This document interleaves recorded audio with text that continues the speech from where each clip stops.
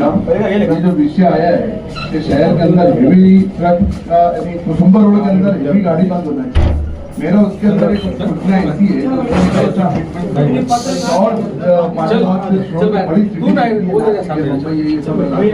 समझ ले 11 बजे से लेकर सुबह 9 बजे हेवी व्हीकल की जो एंट्री, तो ये चीज अगर हमारे शहर में भी होता है, रात में 11 से सुबह 9 बजे तक की एंट्री है, दिन भर इनकी एंट्री नहीं है, तो दिन में एंट्री नहीं है और रात में इनकी एंट्री है, तो रात में 11 बजे से सुबह 9 बजे तक इनकी एंट्री पूरे शहर में रखी जाए हेवी व्हीकल्स की, और उसके बाद दिन भर 9 बजे से लेकर रात में 10 बजे तक किसी की एंट्री नहीं होना चाहिए बड़ी गाड़ियों की। इसकी वजह से शहर के अंदर जो एक्सीडेंट हो रहे हैं, शहर में जो अतिक्रमण की तकलीफ हो रही है, हमारा शहर में उसमें हमें करना चाहिए पूरे शहर के अंदर हेवी व्हीकल की मालिक भाई वहाँ पर नो एंट्री है कुसुम्बर रोड पे और नो एंट्री है। इनका डिपार्टमेंट का ये बोल रहा है कि हमारे पास अधिकारी नहीं, तो मैं इसके लिए आपको बोल रहा हूँ मैडम कि दिन में नो एंट्री है, फिर भी गाड़ियाँ चल रही है, गाड़ियाँ रुकती नहीं है। वो बोलते हमारे पास अधिकारी नहीं है वहाँ बैठने के लिए, हम क्या करें।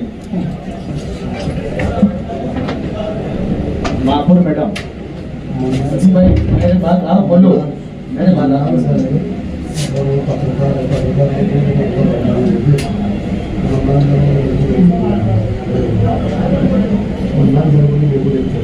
कुसुम्बर रोड पे आपको जाना चाहिए।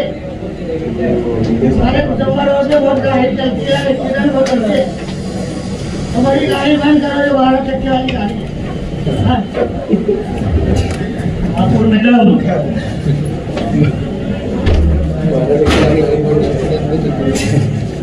बरोबर है,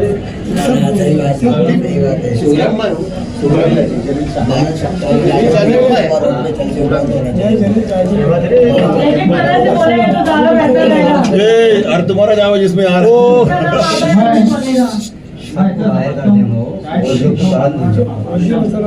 सारी तमाम सदस्यों की तरफ से मैडम आप बैठिए, आपको कुछ बोलने का मौका दिया जाएगा इनके बाद।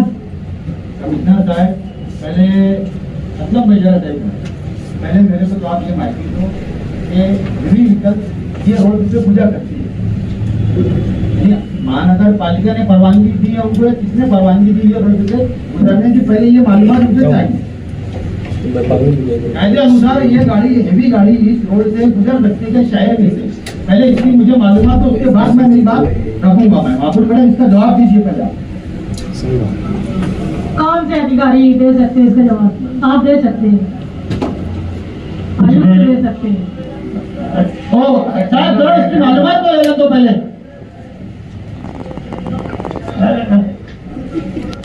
सलीम भाई अगर मैं कायदे की बात पूछा, पहले कायदे समझ तो लो। जो हेवी व्हीकल है वैसे अपने सिटी में से जा नहीं सकते, उनका रास्ता हाईवे का है, उन्होंने उधर से जाने को बोला। मैंने 2-3 बार जिला एसपी को, अपने एडिशनल एसपी साहब को, इनको भी लेटर दिया है कि भी ये इधर से गाड़ियां नहीं जाने को ना। अपने जो रोड है, अपने जो रोड है सिटी के, वो तैयार होते हैं वही हिसाब से कि छोटी गाड़ियां जो भी अपनी यातायात है उसके हिसाब से। ये हेवी रोड कभी आया तो अपने रोड बहुत सारे कुसुम्बर रोड बार बार खराब होता है, पहली बार। दूसरा, हमने 2 बार वहाँ वो स्पीड ब्रेकर जैसा भाई साहब ने बोला, 2 बार हमने लगवाया। हालांकि डोगरा अपना एरिया नहीं है, फिर भी हमने कॉर्पोरेशन से खर्चा किया। नहीं हद्दी में भी लगाया था, डोगरा में भी लगाया था। तुमने अभी बोल तो इतना करके भी वो तोड़ के आते हैं। डिपार्टमेंट को सूचना दी क्या, जब यहाँ जब हेवी गाड़ी गुजर नहीं सकती तो परमिशन क्यों उनको बताने की जरूरत है हमको? क्या गाड़ी इधर से गुजरना चाहिए कि नहीं गुजरना चाहिए? कायदा है क्या ये? नहीं है, हमने तो बोलिया लेकिन बिंदास कराओ, सूचना उनको मालूमात देने की कोई जरूरत नहीं है। जैसे नेशनल हाईवे चालू है, कमिश्नर साहब आज अभी यहाँ प्रशासक राज में आप आए, हमारा जन्म यही है सबका और हमारा भी यही है ना। हम शुरू से देखते रहे, बचपन से हमारी व्हीकल लाइन हमारी रह चुकी है ना।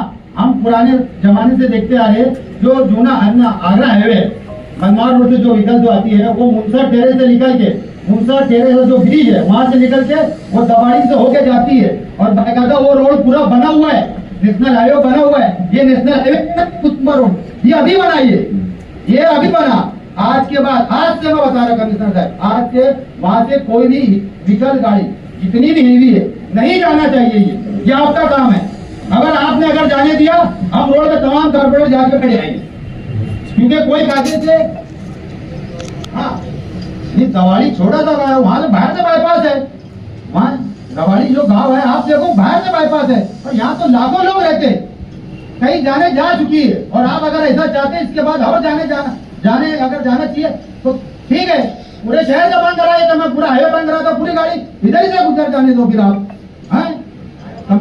कंटा घाट बने साहब, यहाँ व्हीकल गाड़ी इतनी बड़ी बड़ी गाड़ी जाती है साहब, लोग चिकड़े हो जाते, वो माँ बाप के ऊपर क्या गुजरती होंगी, कहीं जान जा चुकी वहाँ पे, कई बच्चों की, कई बूढ़ों की, कई जवानों की, कई औरतों की जान जा चुकी है, गाड़ी वहाँ से गुजरने नहीं चाहिए। कमिश्नर साहब हम आप बता दे, पुलिस का इसमें कहना है, पुलिस का इसमें कोई अमल दखल नहीं है, पुलिस का ऐसा हमारी हद्दी है। अरे हम उनसे टैक्स वसूल करते हो गाड़ी वालों से, वसूल करते क्या अगर टैक्स अगर उससे वसूल करते हम वो व्हीकल गाड़ी से, हाँ टैक्स लगाओ उनके ऊपर, फिर हेवी से हेवी टैक्स लगाओ उनके ऊपर, हेवी से हेवी टैक्स लगाओ उनके ऊपर।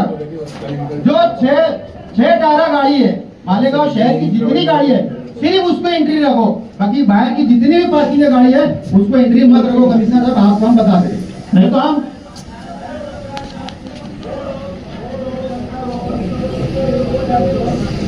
महानगर पालिका, और उसके लिए रोड रहता है, वो यहाँ से गुजरने के लिए सूरत जाते हैं, उसके लिए दवाड़िया है, लखमापुर है, आगर है, सड़ाना है, ये रोड है ना, उसके लिए बाकायदा हाईवे ये, और आज भी आधी गाड़ियां उधर से गुजरती है।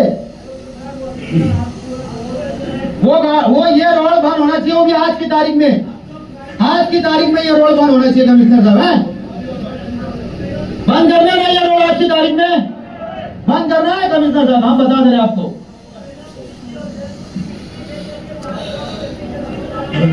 काउंटर होता है, फिर सब बोलने लग जाते हैं, एक सुनो बात, फिर वही सब बोलने लग जाते हैं। माइक है, सुनो, खड़े होकर माइक जब हाथ में आएगा जब बात करना है। आई तो साहब, ये संबर रोड के 4 कारपोरेटर लोगों को बहुत टेंशन है उस मामले में, उनके घर के ऊपर।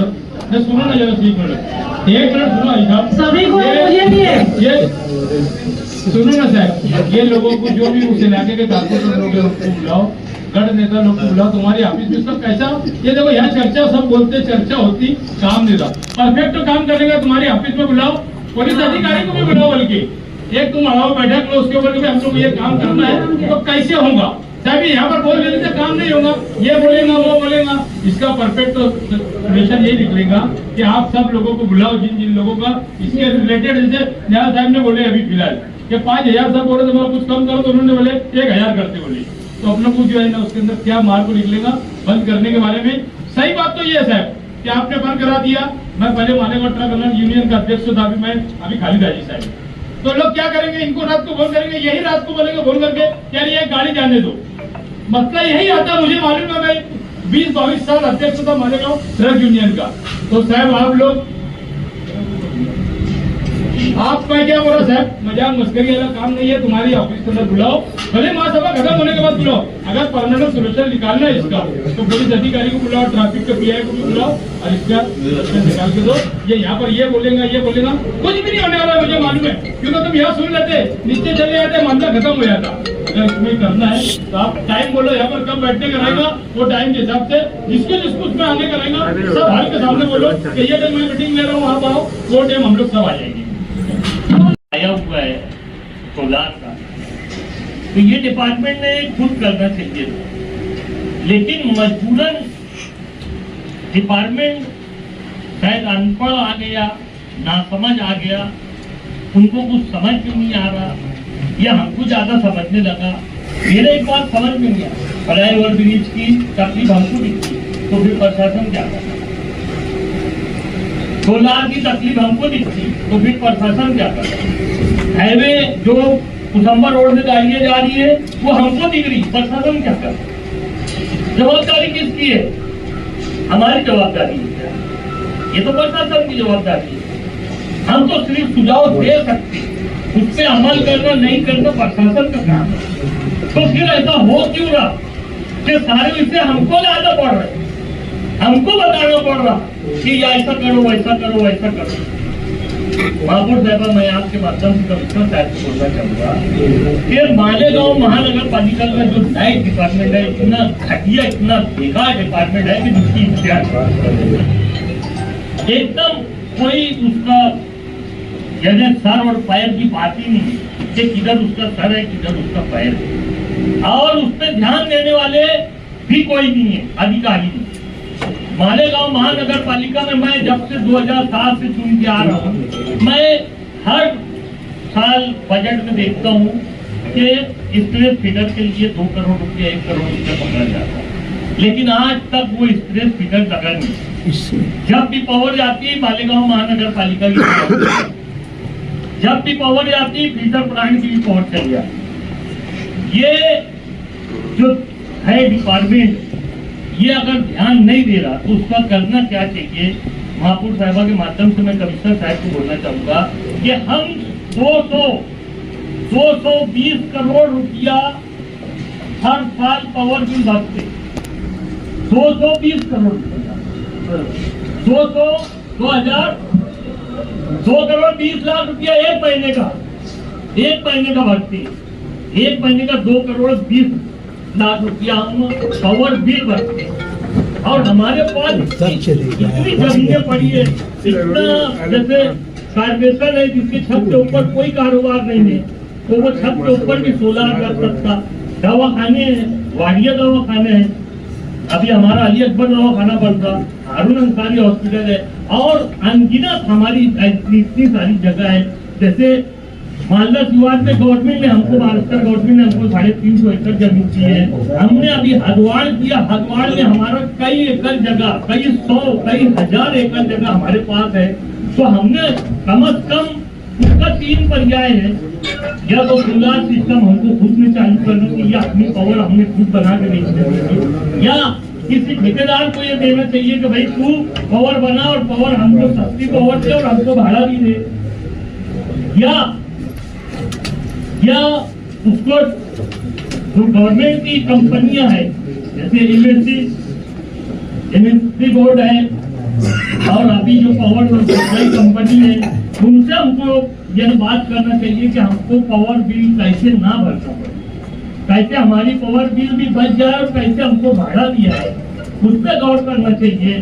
तो ये प्लानिंग के लिए ये विषय लाए हो कि अगर कोई ठेकेदार को ठेका दे दिया जाए तो वो पावर भी सस्ती देगा और हमको भाड़ा भी देगा, और नहीं तो हम खुद भी सोलर सिस्टम लगा सकते, और नहीं तो एनएससीबी को भी हम ये बोल सकते हैं कि भाई तुम हमारी जमीन लो और हमको पावर फ्री दो और हमको भाड़ा दो। तो ये जब इतना पर्याय आपके पास है तो तुम्हारे डिपार्टमेंट को क्यों नहीं समझ रहा कि मालेगांव शहर के आवाम का ये पैसा बचेगा और इससे दूसरा काम होगा। अगर 220 लाख रुपया एक महीने का बचेगा तो इससे दूसरा काम होगा, 2 करोड़ 20 लाख रुपया, तो दूसरे और काम होंगे।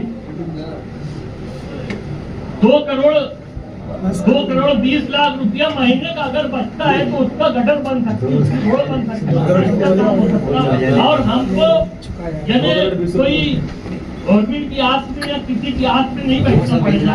देखो जब महानगर पालिका बनी तो यही बोल के बनी कि हम सक्षम हैं, हमको हमारे पैर पर खड़े रहना चाहिए। लेकिन मैं समझता हूँ 2001 से दिसंबर 2001 से जब से महानगर पालिका बनी आज तक हम हमारे पैर पर खड़े नहीं। आज तक आपको पैसा देना है, देखो टीचर लोगों का पैसा बाकी है, 7वां फ्री का पैसा बाकी है, और बहुत सारा अभी यहाँ पे विषय आया कि यूनियन का बाकी है, तो आशा वर्कर का बाकी है, तो हम तो हमारे पैर पे खड़े नहीं हो पाए। तो मेरी पूरे हॉल की तरफ से गुजारिश है कि जो इलेक्ट्रिक डिपार्टमेंट है मालेगांव महानगर पालिका का, उसको कम से कम मजबूत किया जाए, और ये जो सोलर सिस्टम लगाने का ये त्वरित यानी कितनी जल्दी हो सकता, 2 महीने में, 4 महीने में, 6 महीने में, इसको जल्दी से जल्दी करना चाहिए। सोलर सिस्टम चालू होगा तो हमारा उतना मालेगांव महानगर पालिका का उतना पैसा बचेगा। नहीं तुम बोलते मैं क्या बोला, आप मेरी बात तो सुन लेना, मेरी बात से सहमत रहेंगे तो मानना तो जान देना। अरे हम ये बोल रहे हैं, आमिन भाई का बराबर बोलना है। वो चार्ज उनके पास है क्या अभी जो जवाब देने के लिए खड़े हैं? ये बताओ पहले आप, वो चार्ज उनके पास है क्या जो जवाब देने के लिए खड़े हो? आमिन भाई का बराबर बोल रहे हैं वो, चार्ज उनके पास नहीं है असल में।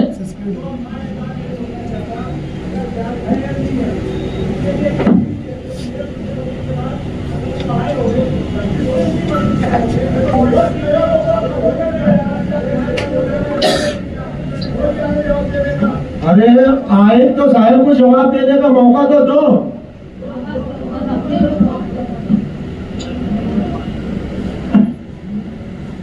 ये अभिजीत, हाँ हाँ बोलता हूँ, ये अभिजीत पवार जो सस्पेंड किया गया था कि भाई अपना एसपीपी का काम बहुत स्लो हो जा रहा था, गवर्नमेंट का एक टाइम लिमिट था कि भाई जल्दी होना चाहिए, शुरू होना चाहिए, तो दो चार कारण थे जिसे सस्पेंड किया था। लेकिन अब ये दुष्काल के पीरियड ये तो उनको उनकी विभागीय चौकसी करने के अटी पे उनको अस्पताल ले गया कि भाई दुष्काल है, पानी की दिक्कत होगी, लाइट की दिक्कत होगी, और उनको वो चार्ज अभी नहीं दिया है आपने। हमने किया उनका फिल्ट्रेशन प्लांट जहाँ मैं बोलता हूँ ना, हाँ, तो उनको उधर वो काम किया है पहली बात। दूसरा, वो इसलिए खड़े हैं कि पिछले कई दिनों से वो काम देख रहे थे और कितना लाइट बिल आता है अपना, पंपिंग स्टेशन का कितना है, स्ट्रीट लाइट, अरे मैं अभी काम में हूँ, अभी वो काम पे, अरे काम पे हो, अभी काम पे हो, नहीं अभी काम पे, अरे काम पे हो, अभी नहीं हो, सस्पेंड नहीं हो, नहीं सर, वो सस्पेंड नहीं है, अभी वो काम पे, अभी मैंने क्या ऑर्डर दिया, मैंने आपने ऑर्डर दिया, आपने ऑर्डर दिया, इंक्वायरी हो गई, बस ये चालू करने की है, चालू करेंगे, इंक्वायरी हुई क्या होगी ना, इंक्वायरी होने वाली है।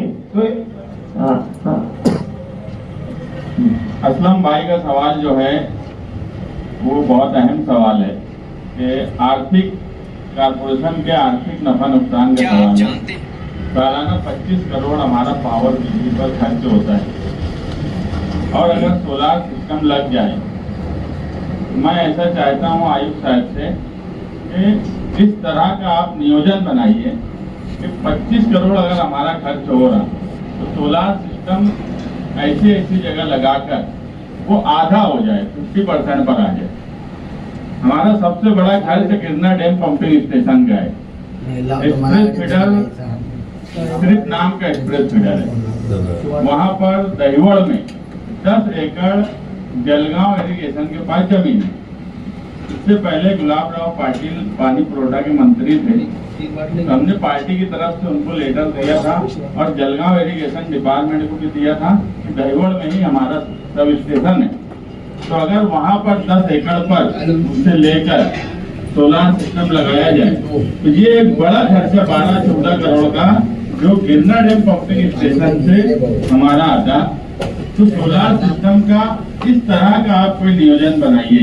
ये बात भी बिल्कुल सच है कि जो काम प्रशासन को करना चाहिए वो काम प्रशासन नहीं करता, वो भी हमको करना पड़ता।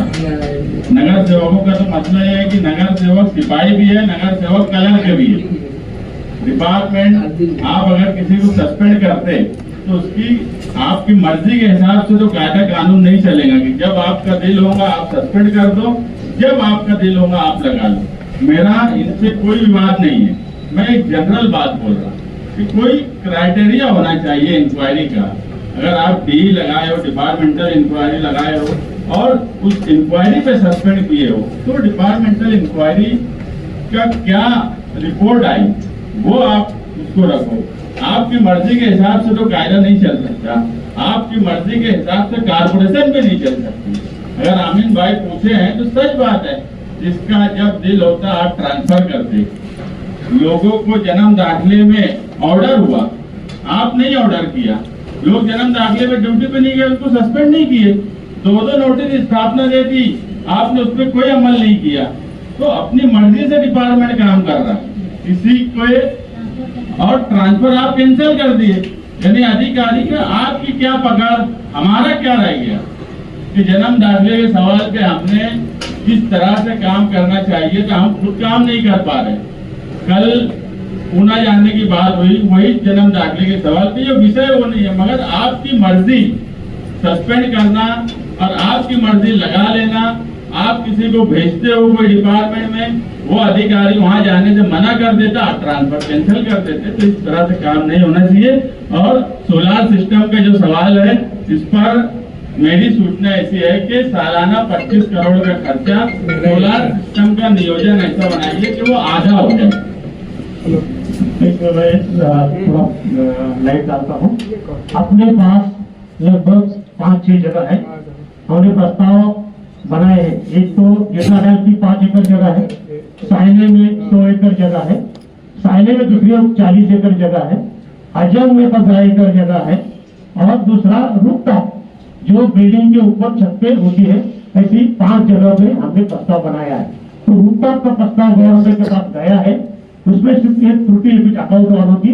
तो 70-30 में जो योजना है 70-30 में नगरोत्थान में उसमें फंड मिलता है, तो उसके लिए प्रस्ताव किया है, सिर्फ एक अकाउंट की त्रुटि है, वो पूरी हो जाएगी। दूसरा, आप एक जीआर ऐसा है कि आप भाड़े से जगह दो अपनी 50,000 रुपए एकड़ साल का, एक जीआर है।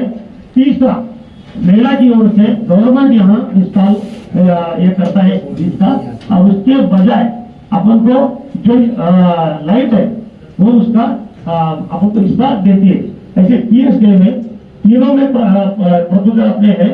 साइना का प्रपोजल भी मेरे पास था, लेकिन प्रशासक में आगे आया, हमने किया कि हम वो महासभा में मंजूरी लेके आपको टेंडर प्रोसीजर वगैरह करके करेंगे। और जो छत का है वो तो लगभग मंजूर है, अकाउंट भी टूटी है।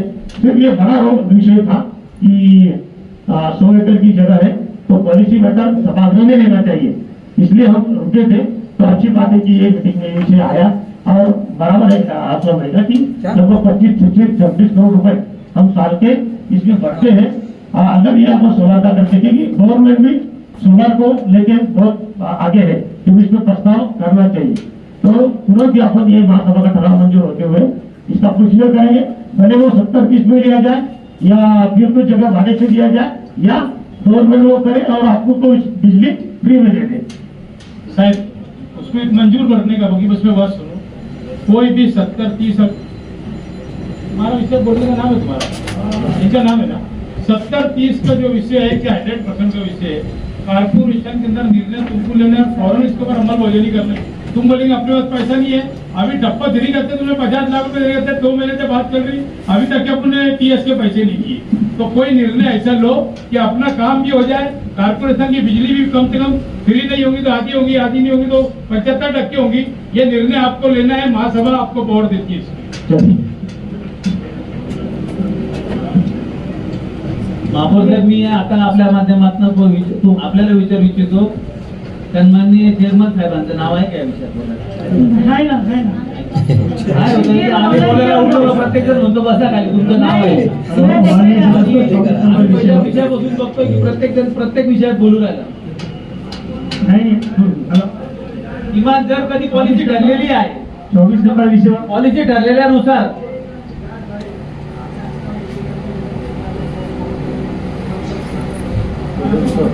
24 नंबर विषय में अंसारी मोहम्मद असलम, 24 नंबर विषय अंसारी मोहम्मद असलम, इरफान अली आबिद अली साहब, जावेद कपूर साहब, गठनेता की इजाजत से जिलेश काफले साहब, मोहम्मद मुस्तकिम निगेरी साहब, एजाज बेग साहब। भाईजान बोलोगे मैं? महापौर साहब, विषय हर विषय में कोई ना कोई उठ के बात कर रहा, हम हमारे विषय में नहीं बात नहीं, कर हम रहे। लोग नाम देख रहे हैं, जो नहीं रहता है ना तो मैं उनको बैठने के लिए बोल देती हूँ। मैंने देखो आपको भी बीच में कहा था, तो आपका नाम नहीं था, इसलिए आपको मैंने बैठा दिया था। आता आपका हुकुम सर, आपको बैठ गया। हाँ, आपने पॉलिसी डिसाइड किया है सब गठ नेता ने मिलकर, तो मेरी एक विनती है कि आप नगर सचिव साहब पहले तो आप बोल दीजिएगा कि इतने ही लोग बोलेंगे, इसके अलावा बोलेगा नहीं, उनको हमारे नहीं रहेंगे, आप बोल दिया जाएगा। दूसरी बात, इसके बारे में मैंने भी याद ही दिया था, महापौर साहब ये विषय लेने के लिए मैंने भी याद ही दिया था कि हाँ बोला है, तो साल का ये 25 करोड़ रुपए जाएगा। 70-30 जो बोल रहे आयुक्त साहब, 70 30 यानी 70% शासन का और 30% महापालिका का, ऐसा कुछ स्कीम है कंफर्म है, तो ये जल्द से जल्द जरूरी करना चाहिए। इसके लिए हमारे सभागृह से जितनी भी सबकी मंजूरी रहेगी, जो भी सरकारी लगेगा सर हाउस के सभी सदस्यों का, और शासन स्तर पे अगर कोई दिक्कत आती है तो हमारे मंत्री साहब भी इसके लिए सपोर्ट करेंगे। बहुत अच्छा है, गांव के लिए ये विषय मंजूर करना चाहिए। ये नहीं बोलने का ओ नजीर भाई, अरे बात वही चले, जिसका नाम है वो बोलेंगे, तो आप बोलन देते कुछ। बोलिए बोलिए। चलो मैं मेरा वक्त तो मेरे दोस्त को दे रहा जावेद सत्तार साहब को, मेरे सभी लोग ने तो बोल दिए, सभी लोगों ने बोल दिए, सभी लोगों ने बात कर दी है, मेरा वक्त तो उनको दे रहा, महासभा का वक्त तो बचा रहा। हाँ ठीक है चलो।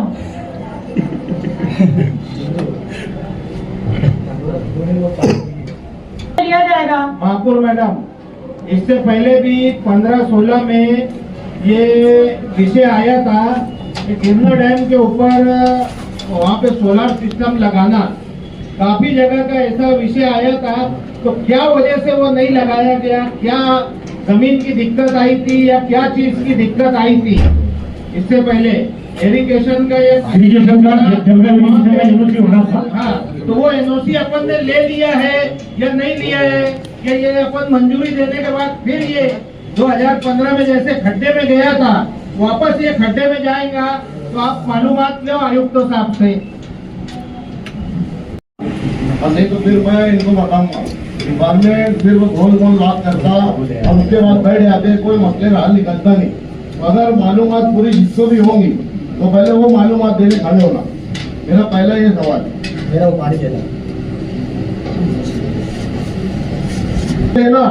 अभी तो फिर बोल देना, फिर हमने बोलना उसके बाद नहीं तहकूक नहीं होगा, ये रद्द करने का ये इसको टेंडर जो है आज 2015 में दिया हुआ है, मालूमात नहीं होगी, तहकूक नहीं करना है, इसको अभी के अभी रद्द करो वो टेंडर। और ऐसे जितने अनगिनत काम और इनके साथ साथ सिटी इंजीनियर को भी मैं बोलता कि वो सस्पेंड करो, पूरी मालूमात दो पहले। सिटी इंजीनियर कहाँ है?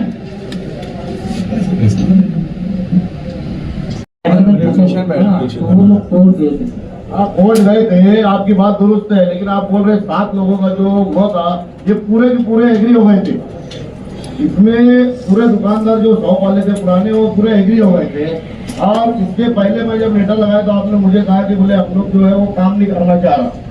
आपका जवाब था साहब, आपने जवाब दिया था कि वो काम नहीं करना चाह रहा। नहीं, सुनो मेरी बात, वो जो शॉपिंग जो मांग रहे थे जिस जगह पे, आप लोग उनको पीछे साइड दे रहे थे जगह में, इसके लिए बोला कि मालूमात होंगी तो जवाब देना, ये भूल मोल जवाब देना नहीं। आप लोग जहाँ वो जगह जो चीज की डिमांड की वहाँ पे उन लोगों का फाइनल हुआ था, 48 लोगों का पूरा फाइनल हुआ था, वो लाइसेंस होल्डर जो थे है ना। आज 10 साल से उनको तोड़ दिया गया दुकान, और उनको 10 साल से बेरोजगार आपकी वजह से हुए, ठेकेदार की वजह से नहीं हुए। ये मामला जो है पूरा वो लोग बैठ के कॉम्प्रोमाइज कर चुके थे। आप नहीं चाहते कि मालेगांव शहर जो नदी की इस बार अच्छी से कोई सुधार हो, इसमें कारपोरेशन का आर्थिक नुकसान आपकी वजह से हुआ है। आज मैं सबमिशन देता है, एक मिनट, ये बात है, 2 बात है उसमें, एक 48 लोग अलग चीज है, उनका कोई झगड़ा नहीं, उनको बाहर के नहीं दे रहे इसलिए वो लोग आ रहे। 11 गैलों का है ना वो झगड़ा, 48 लोगों को अपन बना के दे रहे उनको, वो जो रजिस्टर लोग है अभी तक क्यों नहीं बना के दिया 2016 के बाद? वही बात चल रही है ना, जब तक वो गाले खाली नहीं होंगे और मक्तेदार काम नहीं चालू कर रहा है, क्यों नहीं काम चालू कर रहा है? हमने भी लेटर दिया कि तुम ये साइड से तो चालू कर। उसका ये बोलना है कि इसके पहले धुलिया में कोई एक शॉपिंग लिया उसने, फ्रंट में कॉर्पोरेशन ने उसको ये दिया कि हम लोग ये बाद में निकाल लेंगे, लेकिन अभी मेरे हिसाब से 12-13 साल हो गए, वहाँ का अतिक्रमण निकला नहीं, वो हम लोगों को कॉन्ट्रैक्टर को आया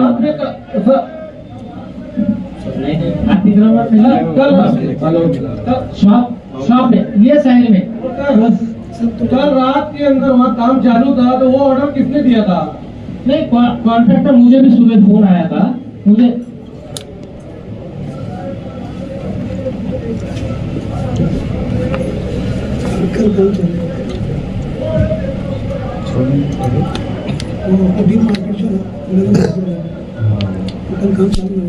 अतिक्रमण है तो वहाँ कल काम रात में 11 बजे से लाके सुबह तक के काम चला, तो मुझे आज मालूम पड़ा हो। तो साहब बिना तुम्हारी मालूमात के काम कैसे चालू हुआ? 10 साल में काम चालू नहीं हुआ, अभी काम कैसे हम उसको अभी हम उसको काम चालू करने का लेटर बार बार दे रहे थे। साहब आज इसके लिए उसको हम चालू करने काम चालू कर का दिया। शायद ऐसा हुआ होगा कि उसको मालूम पड़ गया होगा कि अभी अपन ब्लैक लिस्ट में साइड के डाले। ऊपर काम नहीं चलेगा ना साहब। उसने- साहब साइड के ऊपर काम नहीं चलेगा ना। 10 साल में उसने काम चालू नहीं करा, आज इसीलिए रात में उसने काम चालू करा। नहीं देखो एक चीज है, लिटिगेशन का मैटर न हो ना, इसलिए अपन छोड़ सकते तो उसको ब्लैक लिस्ट करना तो थोड़ी साहब बात। 10 साल हो गए उसको, 10 साल तक ऑलरेडी litigation का विषय सर चलता गया। ऑलरेडी उसने पैसे भरे हुए है उसका आपने ऑलरेडी पैसे भरे हुए ये चीज टेंडर अगर अगर उसका टेंडर नहीं था तो उसने क्यों करा? सर बात बोले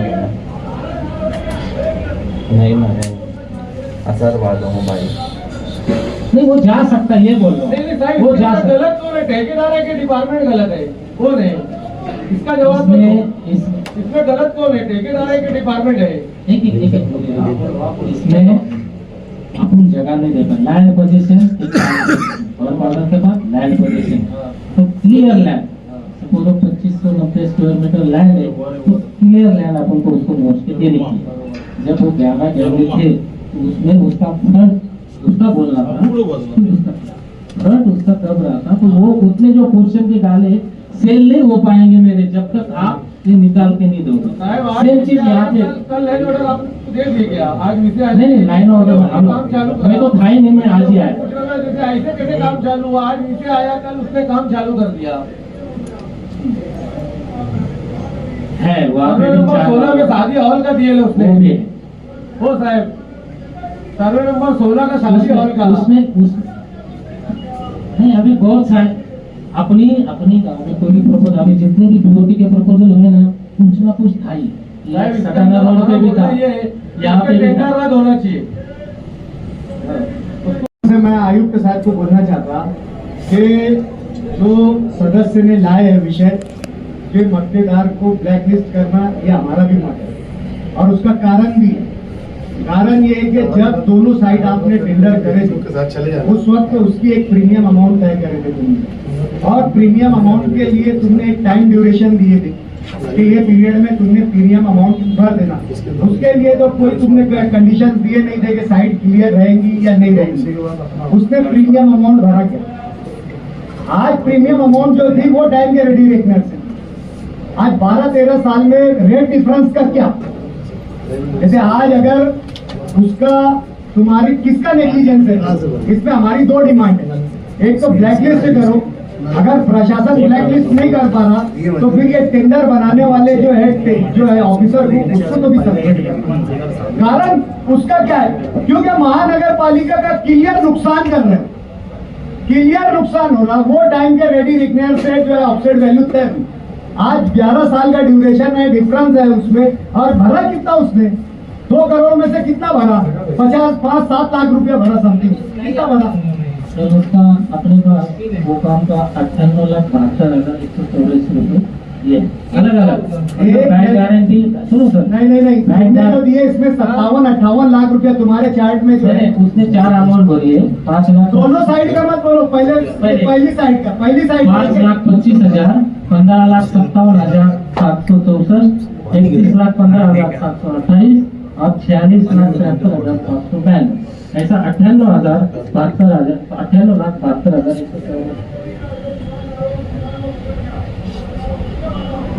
एक मिनट साहब, एक क्लियर ब्रीच ऑफ कॉन्ट्रैक्ट है इसमें। उसने उसके ड्यूरेशन में प्रीमियम अमाउंट नहीं भरा, अपने पास क्लियर रीजन है उसको ब्लैकलिस्ट करने का, सीधा ब्लैकलिस्ट करो। नहीं तो ये वो रेडी रेकनर से आज के रेडी रेकनर से जो डिफरेंस आ रहा है वो अधिकारी पर डालो।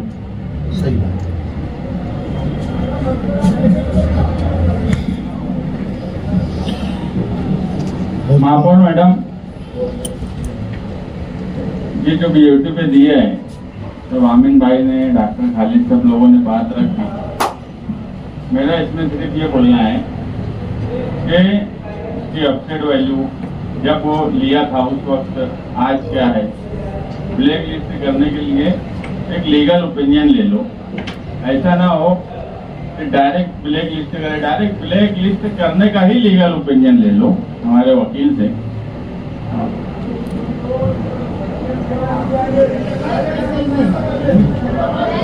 सुनो ना,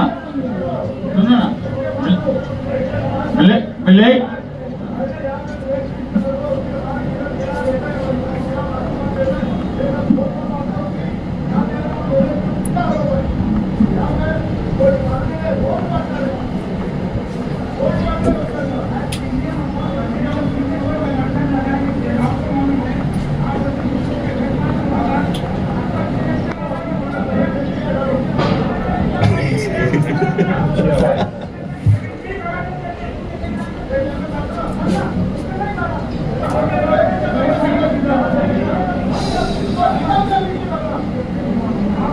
तो एक एक एक एक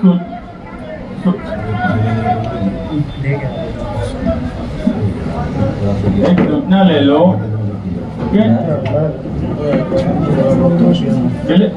ब्लैक लिस्ट ब्लैक एक हेलो हेलो ये देख सामने दिखा भाई। हाँ यार वो परान को भेजना।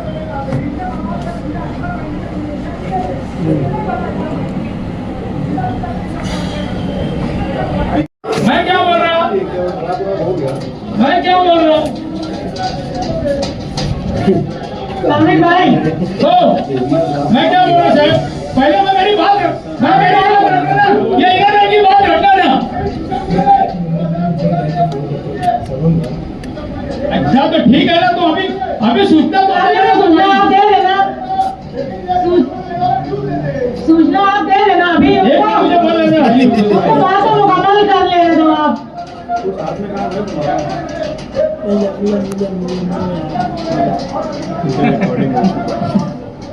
एक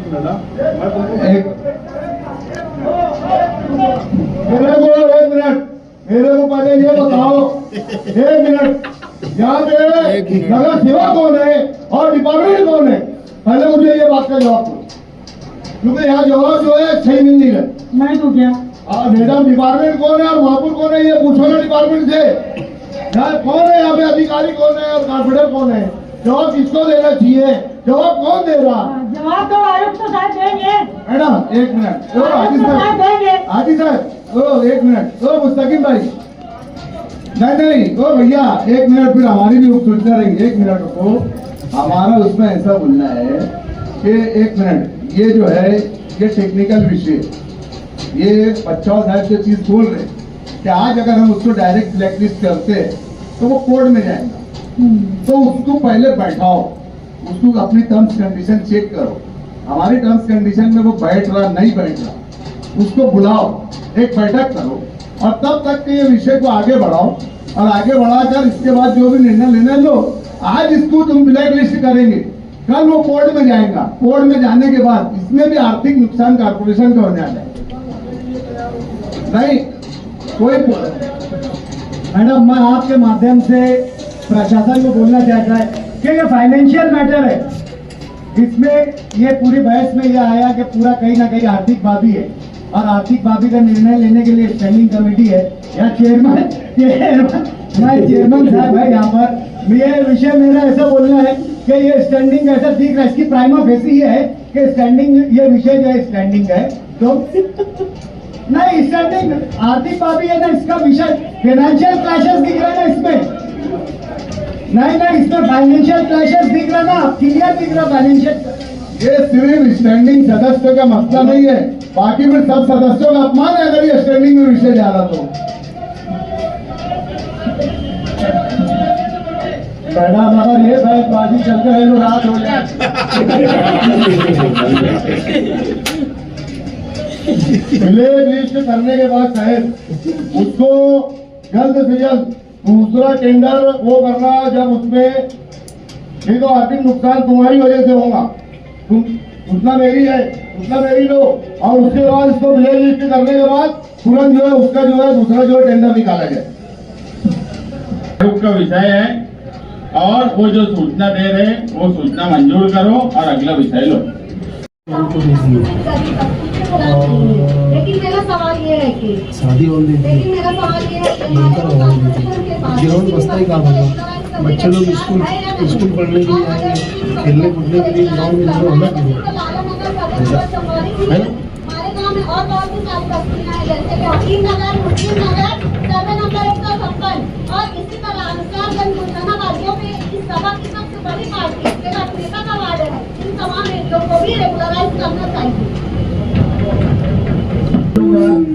कि मालेगांव शहर में जितनी झोपड़पट्टियां है, हाई परचेस पे अगर महानगर पालिका को अपनी पावर है तो पूरी जितनी झोपड़पट्टियां है सबको हाई परचेस पे ले ले। पहले तो हमारी किला झोपड़पट्टी ले ले जिसके ऊपर लटकती हुई तलवार है, हाँ, और हमारे कॉर्पोरेशन हद्दी में पहले वो ले ले। इसे ऐसा है जावेद भाई, ये शासन का जो है एक जन किसी की भावना, अरे वो सरकारी जगह है, किला जो पुरातन विभाग की जगह वो अपनी जगह है क्या? वो महापालिका की जगह है क्या? वो बताइए मेरे को पहले। विषय ऐसा, एक जन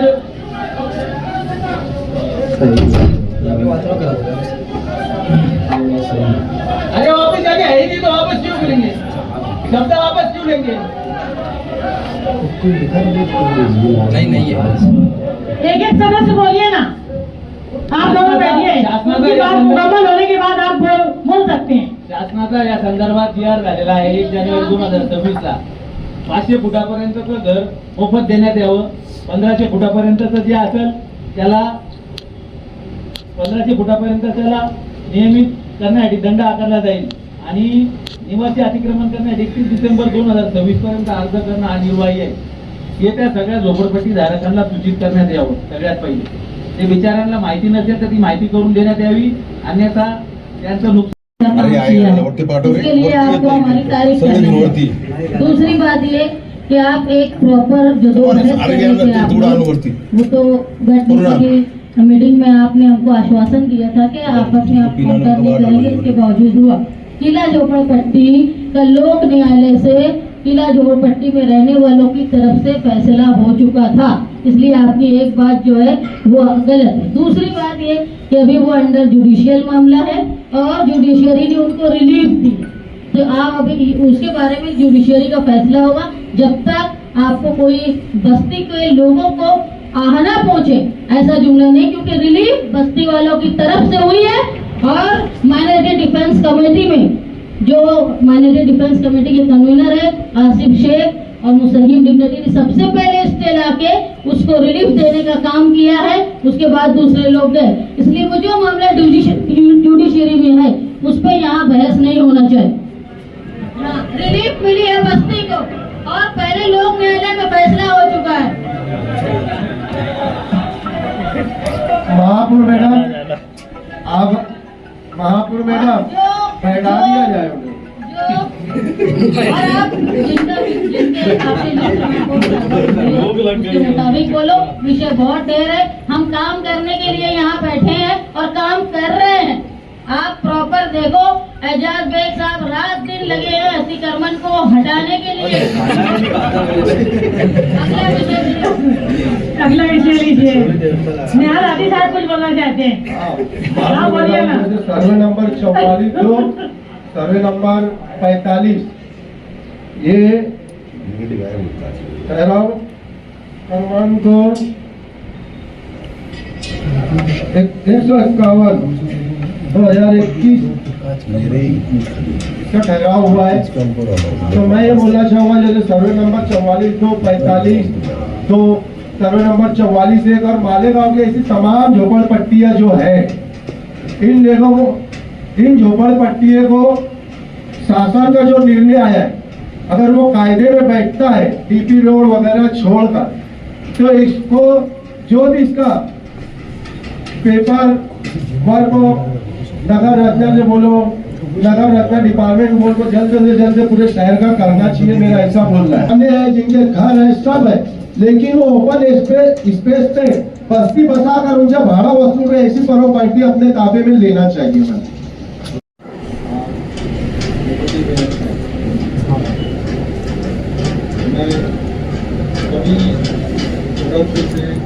आप लोगों से एक गुजारिश करूँगा कि जो विषय मैं लाने ये अभी बहुत देर चर्चा अपने डिलीवरी के लिए चर्चा हुआ, बहुत लोगों ने चर्चा की यहाँ पे। तो मैं मोहम्मदिया मदरसा जिसके नाम से डिलीवरी वार्ड वहाँ पे दिया हुआ आपको मंजूर कर देंगे, और मैं कोशिश करूँगा कि आप मेरा एक विषय जो है वो आप मंजूर करें,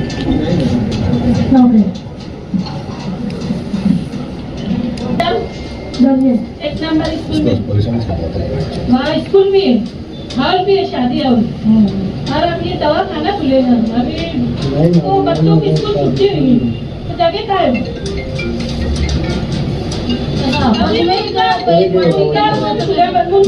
खुलने वाला है वहाँ पे। आपने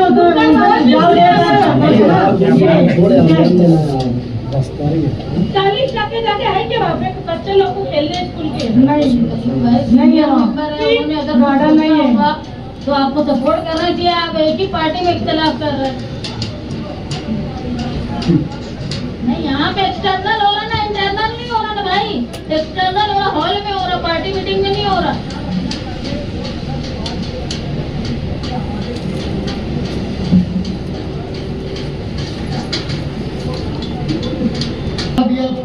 डॉक्टर आपको ध्यान लावा कौन बोलेगा वो बताओ। विषय क्रमांक 28 मोहम्मद आबिद मोहम्मद फारूक साहब नहीं।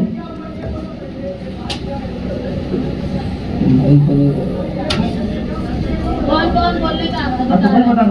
नंबर विषय पर जो है मोहम्मद आबिद मोहम्मद फारूक नहीं कुरैशी।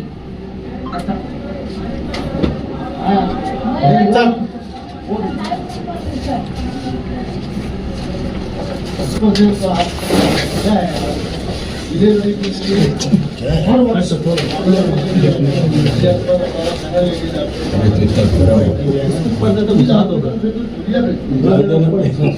ये हमारे यहाँ पे बहुत महिलाओं को इसके लिए वहाँ जगह बहुत है। आप वहाँ पे आके गए, आपने वहाँ पे ये भी बोले कि वहाँ बच्चों के लिए गार्डन भी हम तय करेंगे। माननीय कमिश्नर साहब भी थी, जगह छोटी नहीं है वहाँ, जगह बड़ी है। और मैं आपसे एक ही बात बोलूंगा कि डिलीवरी वार्ड अपन वहाँ अगर चालू करते हैं महिलाओं के लिए जो तकलीफ आती है वो हमारे को तकलीफ दूर करना है। और मैं आपसे गुजारिश करूंगा कि ये विषय मंजूर किया जाए।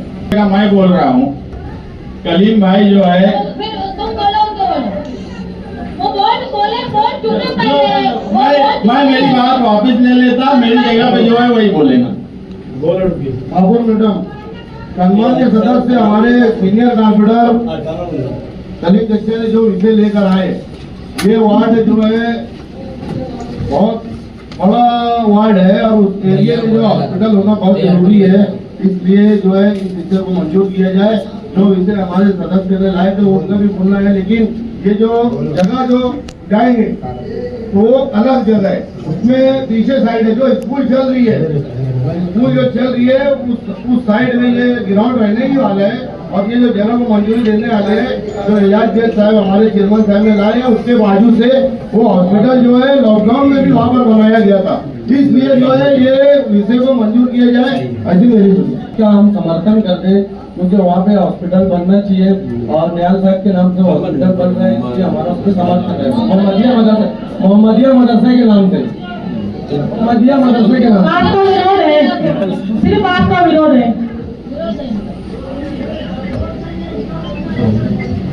अरे यार उनको मैच दो। उन्होंने बोला है कि जो जगह अभी यूज है उस पे नहीं करने वाले हैं, वही पीछे के हिस्से में करने वाले हैं। तो वो आपका भी विरोध है क्या हॉस्पिटल को? खाना पास में आपका जो विषय है उस पे आपका विरोध है क्या? नहीं, तो फिर बात खत्म हो गई बात। तुम्हारा विरोध नहीं है, दिखाता है समझो।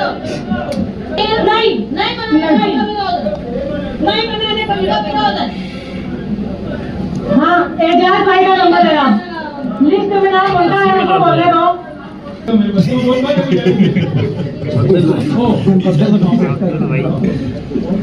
सबकी बात आप लोग ने सुन ली, हाल का सेंस के लिए वहाँ पे जगह है कि नहीं है। वहाँ पर जब नगर रचना के अंदर पूरा विषय जाएगा, जब इसकी पूरी ये जाएगी, उसमें पड़तालनी होगी कि कितने परसेंट के ऊपर देना चाहिए और कितने परसेंट के ऊपर नहीं देना चाहिए। अगर वहाँ बनने की जगह रहेगी तो बनेगी, नहीं बनने की जगह रहेगी तो क्यों आपस के अंदर लड़ाई लड़ रहे, उसके अंदर होगा जगह बात करो। अगर उसको होगा ना वे कुछ ये बात हमारी भी है कि अगर वहाँ बनाने जैसी है बनता तो बिल्कुल बनाना चाहिए। यहाँ से जो कई कमर्शियल कॉम्प्लेक्स बने, हेलो कब खड़े हो और सर बोलू क्या सबको ऑफिस बाहर कब खड़े हो चिल्लाड़ मत करो ये सबको ये पोस्टर लाल ऊपर पोस्टर लाल पोस्टर दूसरी बात या ये इससे पहले ब्लॉक नगर में एक मामला हुआ था जो वहाँ पर कोर्ट में गया था ऐसी जो बिना बांधकाम की जो हजारों वहाँ पर मारते थी तो वहाँ पर कोर्ट ने पूरे मार्केट तोड़ने का हुक्म दिया था। इसलिए गवर्नमेंट की जो सरकार थी उसको बीच में आना पड़ा और उन्होंने बीच में आके मीडिएटर हमारे मामला जो आता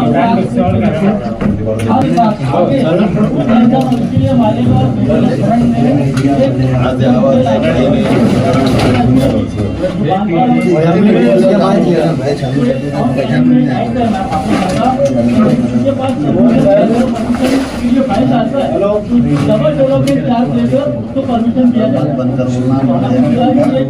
डबल चार्ज न लेते चार्ज परमिशन दिया जाए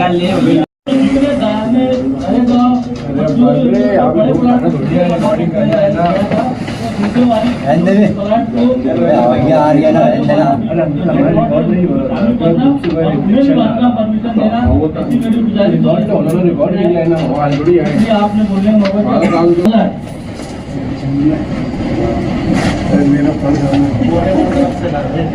ये बोलने की भी लेकर से चला था और ये विषय भी बोला तो चुपचाप पीछे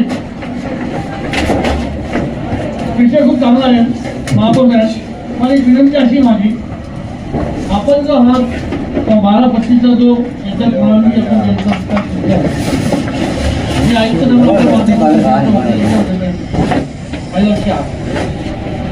दूसरा विषय हे जे आपलं जे आपण क्लिनिकचे परमिशन घेतात काही हॉस्पिटल बनले त्या हॉस्पिटलचं बहुतेक परवानगी जी आहे त्या क्लिनिक आहे पण तिथं हॉस्पिटल आहे म्हणजे क्लिनिकमध्ये पेशंट तिथे मुक्कामी राहू शकत नाही कायद्यानुसार तिथे मोठ्या बिल्डिंग आहे त्याचा पण विचार करावा लागेल आणि विशेषतः सायझिंग नंतर सायझिंगमध्ये UDCP नुसार 10 HP 15 HP HP या याच्यानुसार आपण हे घेतो परवानगी घेतो पण एरिया फार लहान दाखवतो महाप्रथम आपल्याला आपल्या माध्यमातून मी महानगरपालिका सभागृहाला सांगू इच्छितो लोगों के ऊपर दंड ज्यादा लगेगा।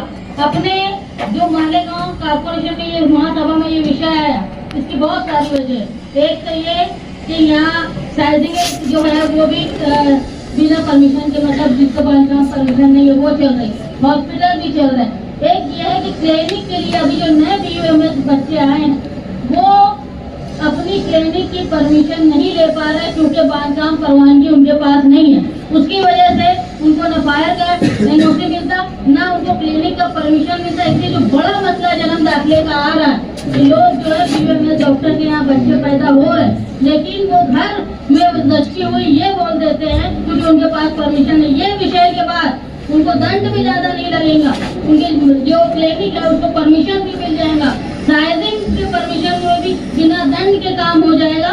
और जो एक बुलडोजर की सियासत हिंदुस्तान में चल रही है उसके खिलाफ मालेगांव तैयार रहेगा कि हमारे ऊपर ये कार्रवाई ना हो। इसलिए बहुत जरूरी है कि ये विषय पास होना चाहिए। इनको 6 महीने का टाइम आउट दे देगा, 6 महीना टाइम आउट दे देगा। अगर कोई विरोध में भैया सुनना लो ना ये विषय को खूब सूचना है आपके पास 6 महीना मुद्दा द्वार देकर मंजूर करो तुम्हारी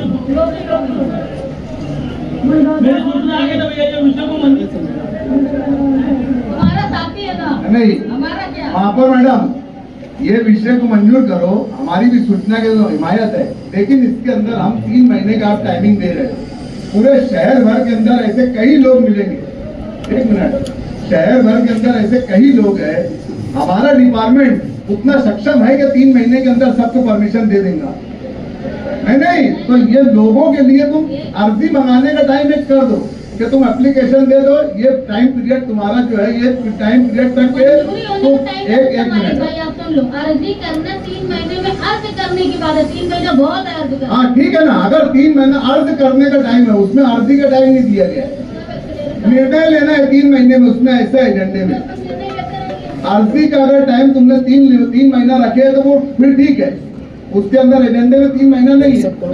लेकिन ये डिपार्टमेंट ने क्या 3 महीने में परमिशन दे पाएंगे क्या? नहीं दे पाएंगे, अर्जी जो करेंगे उसके पास कॉपी रहेगा, उसको माना जाए।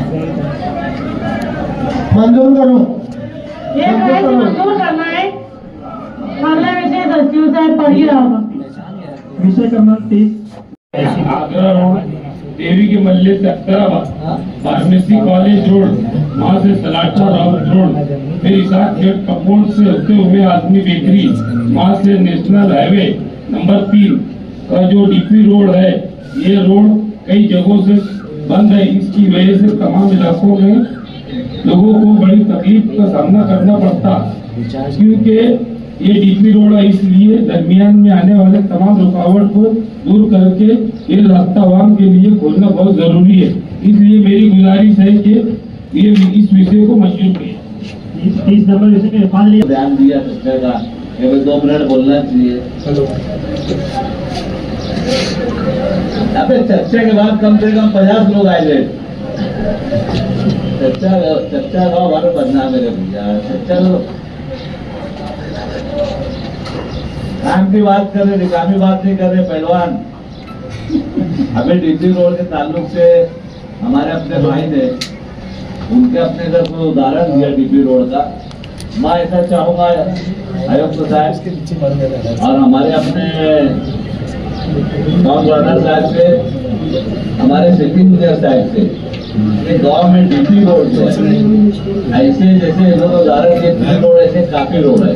अगर मैं मेरे अपने रोड कर दूंगा, मेरे अपने वार्ड का बताऊंगा, इधर सभी सदस्य बताएंगे, फिर प्रशासन से और माननीय आयुक्त साहब से, टाउन प्लानर साहब से गुजारिश है ये डीपी रोड पे हम नया सेवा देना है, रोड बनाना है या क्या है, इसका उल्लेख यदि मैं ये चाहता कि भाई प्रशासन देगा या सदस्य ने देना डीपी रोड पे।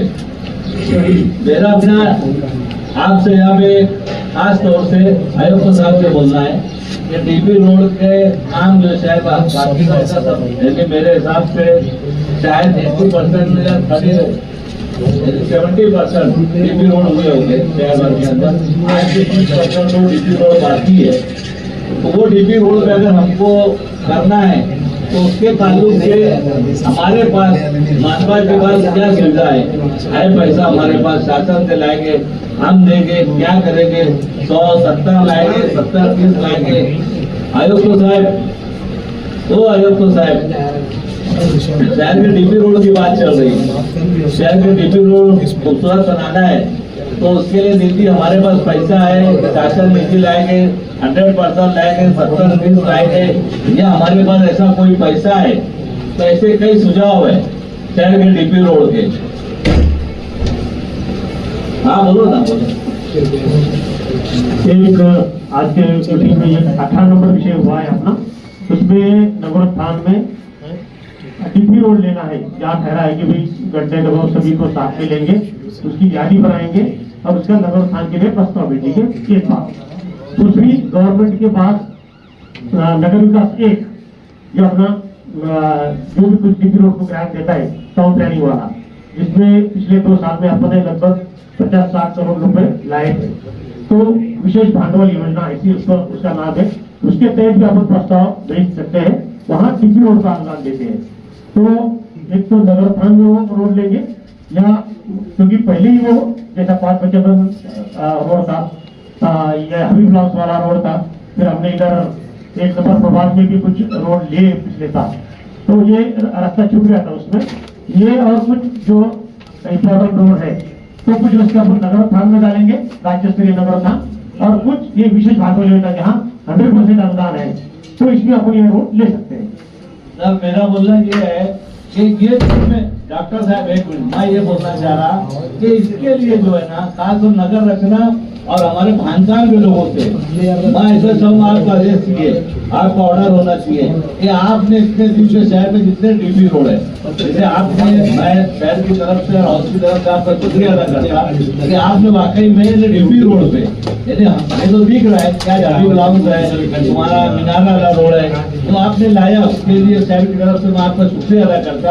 लेकिन खास तौर से हमारे अपने लोग से बोलना चाहता, हमारे डॉक्टर साहब मजाक की बात नहीं आ रही है, कोई बात है नहीं, बात अगर कभी जायज की बात है, ये तो पूरे शहर के लिए सभी तरफ से लिए हमारा बोलना है कि भाई ये बोलना है कि प्रशासन से काम कराओ, बोलो प्रशासन को, ये सारी चीजें प्रशासन का काम है, प्रशासन ने लाना चाहिए, ये हमारे सदस्य ला रहे, तो ये चीज पे इनका भी इंटरेस्ट होना चाहिए, नगर रचना का और हमारे बांधकाम डिपार्टमेंट सिविल इंजीनियर साहब से होना चाहिए, और ये आप एक सुझाव देना चाहिए। शुक्रिया, थैंक यू। ये सवाल मैं 1.5 महीना पहले दिया था, और इससे पहले जो सवाल था मैं नगर सचिव साहब से बोलूंगा कि वो एजेंडा किस तरह बनाते हैं मुझे नहीं मालूम, दोनों कनेक्टेड मैटर थे। मैंने जो विषय दिया था वो विषय सही तरीके से वो लिखे ही नहीं एजेंडे, या तो आप उनको सही ढंग से नहीं भेजे या फिर वो लेना नहीं चाहते थे, मुझे नहीं मालूम। मैंने जो विषय दिया था कि शहर की ऐसी 12 रोड जो ब्लॉक और इसके अलावा अगर कुछ रोड और होंगी, अतिक्रमण ऐसा है कि शहर में चलना मुश्किल हो गया। मिर्जा गालिब रोड पे दोपहर बाद शाम में आना जाना मुश्किल है। अगर उसके बाजू में दगड़ू ऑयल मिल के सामने से 2 रोड निकलता है, एक खैराबाद की तरफ जाता है और एक कब्रिस्तान के पीछे की तरफ। इसी तरीके से मेरे वार्ड के कई रोड है, मगर वो रोड का इसमें कुछ लिखा नहीं गया। दूसरा ये कि मुझे लगा था कि मैं इतनी पहले से यादें दिया हूँ तो डिपार्टमेंट में यादें फॉरवर्ड की गई होंगी, तो मैं सोचा कि उनसे मालूमात ले लूँ, मगर नगर रचना के पास ना मेरे विषय की कोई बात थी। उन्होंने कहा कि तुम्हारा कोई विषय हमारे पास आया ही नहीं, तो ये बराबर बात नहीं है। नगर सचिव साहब ने इस पर ध्यान देना चाहिए। मेरी सूचना इस पर यह है कि जो ब्लॉक रोड है, जो अतिक्रमण है, अगर तो अतिक्रमण निकाला जाए, किसी की प्रॉपर्टी है, तो आयुक्त साहब ने एक टाइम 1.5 महीने का टाइम बांध ले और उस 1.5 महीने में इन लोगों को बुलाया जाए, उनको TDR दिया जाए या निगोशिएशन किया जाए, बैठकर जो भी फैसला सख्त फैसला करके 1.5 महीने के अंदर इन 12 रोड पर जो मैं लिख कर दिया हूँ, इसका फैसला आयुक्त साहब ने करना। तो TDR की शक्ल में करे तो ज्यादा बेहतर है, तो निगोशिएशन करके करे तो भी चलेगा, मगर जितनी जल्दी हो सके इस पे अगर फैसला जल्दी आ गया तो अभी जो खालिद हाजी साहब का विषय था रोड का, हम वहाँ रोड भी डाल सकते हैं, ये भी सब बड़े बड़े रोड है। बजट भी अभी आने वाला है, बजट में भी उसको ले सकते हैं, क्योंकि रोड खोलना इस शहर की जरूरत है। रोड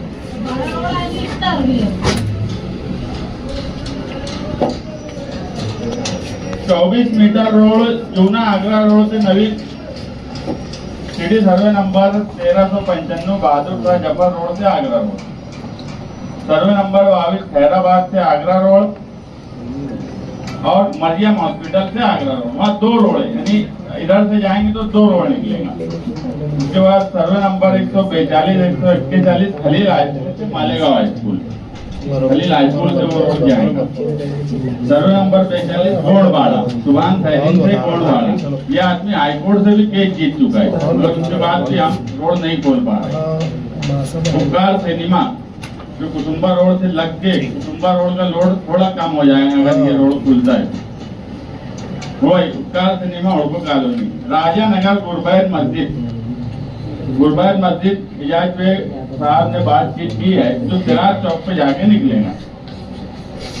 उसके बाद मर्चेंट नगर से हजार खोली, सिर्फ 2 घर बाकी बचे हैं, बाकी भाई काफी मेहनत किए और वहां से कई घर निकाल दिए गए, सिर्फ 2 घर हैं, उनको ILTP में जगह अगर दे दी जाए, मगर वहाँ रिपेयरिंग का मसला है इसलिए वो नहीं जा पा रहे। एकदम आसान काम है, कोई बहुत मुश्किल काम नहीं है।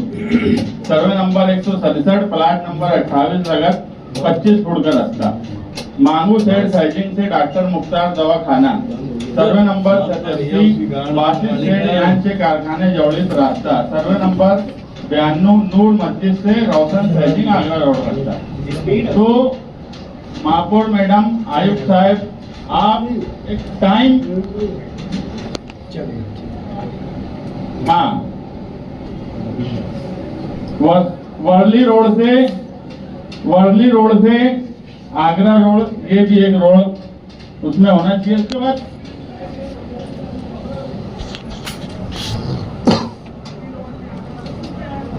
पांजरा बोल गए बाहर, बहुत अच्छी बात बोले। सुनो सुनो सुनो सुनो सुनो, एक मिनट, ओ दिलेश लो, हमारे सम्माननीय सदस्य मदन बापू गायकवाड़ ने जो रोड की बात बोले उसकी मौज माफ हो चुकी। उसके ताल्लुक से गौशाला वालों का कुछ ऑब्जेक्शन था, उनके साथ हमने मीटिंग भी की, उनको हमने पूरा प्रपोजल हमारा बताया, उनको प्रपोजल पसंद भी आया, तो वो रोड की बात मौज माफ में। और पर्सनल एजाज भाई ने 8,000 रुपया उनके खीसे से देके वो काम करे।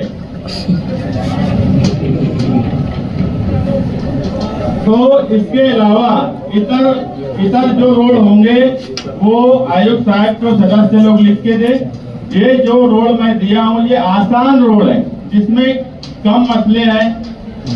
वो रोड खोलना इसलिए जरूरी है कि इतनी सड़क है, ये मालेगांव शहर में नाकाफी हो गई है, और अगर ये रोड नहीं खुले तो आगे हमारे लिए चलना फिरना मुश्किल हो जाएगा।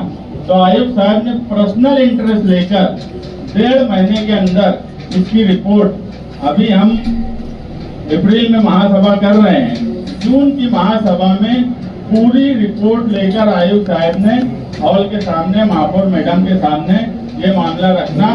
और अगर इसमें कोई अड़चन आती है, कोई तकलीफ आयुक्त साहब को है, तो हमसे बातचीत कर सकते हैं, हॉल के किसी भी सदस्य से, महापौर मैडम से, उप महापौर मैडम से। मगर पर्सनल इंटरेस्ट लेकर टाउन प्लानर आयुक्त साहब ने ये ब्लॉक रोड 1.5 महीने के अंदर शुरू करना डालना है। मेरी सिर्फ इतनी रिक्वेस्ट है, जो ऐड करना है पहले फेज में ऐसी रोड ऐड करो जो आसानी से खुल जाए। ऐसी बड़ी मुश्किल रोड अगर तुम ऐड कर दिए तो मामला मुश्किल रोड की तरफ जाएगा, तो आसान काम भी रुक जाएगा। पहले फेज में आसान रोड, यहाँ पे 2, 4, 5 अतिक्रमण है, कम मसले में हल बैठ के बातचीत हो सकती है, ऐसी रोड को ऐड करें। फिर सेकंड फेज में भले ही ज्यादा यहाँ आबादी है उसके बारे में हम सोच सकते, मगर पहले फेज में कम प्रॉपर्टी यहाँ है वो करें। और आयुक्त साहब KDR दो, कुछ भी करो मगर रोड खोलो। बात बता दो, इस रोड का है, कई सालों से लोगों ने वो जगह नहीं दी, उसका प्रोसेस की अगर नहीं दिए उन्होंने अपनी जगह, आज ये पूरा 60 फुट कहीं पर खुला है, कहीं पर लोगों ने बना लिए ले, और कोई जमीन वालों ने बना करके जमीन वाले बोलते हमको पैसा दो। अपन ने कई जगह बात करे TDR लेने का नहीं बोलते, अगर नहीं उन्होंने अपन मुझे इसका प्रोसेस क्या जरा बता दो, हॉल को मालूम पड़ता जी इसका प्रोसेस क्या है।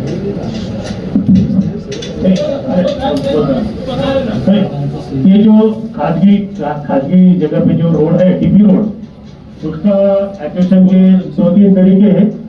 एक तो तड़जोड़ से TDR या कीमत से वो देते मालिक, या फिर दूसरा ऐसा रहता है कि अपने कंपल्सरी उसका एक्विजिशन करना, उसमें 30% तक कम अपने देना रेडी लेबर की, और ताबे में लेना, और 70% का फिर उनका मसला दूसरा पदाधिकारी पर चलते रहेगा, लेकिन जगह अपन को 30% तक कम देके मिल सकती है।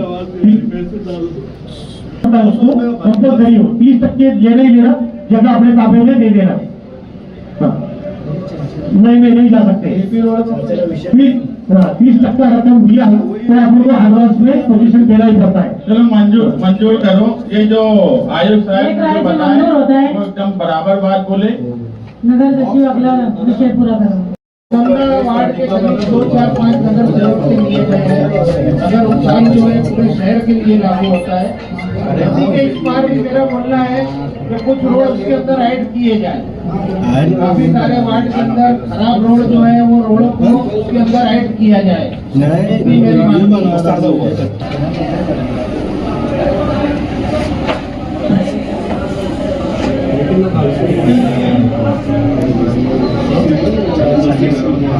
30% एससी समाज है, वो वार्ड रिजर्वेशन पर है और कोई वार्ड रिजर्वेशन में नहीं है, वहाँ 10% एससी समाज है। तो हम उस 10% एससी समाज को उस फायदे से वंचित रख सकते हैं क्या? खत्म हो गई बात।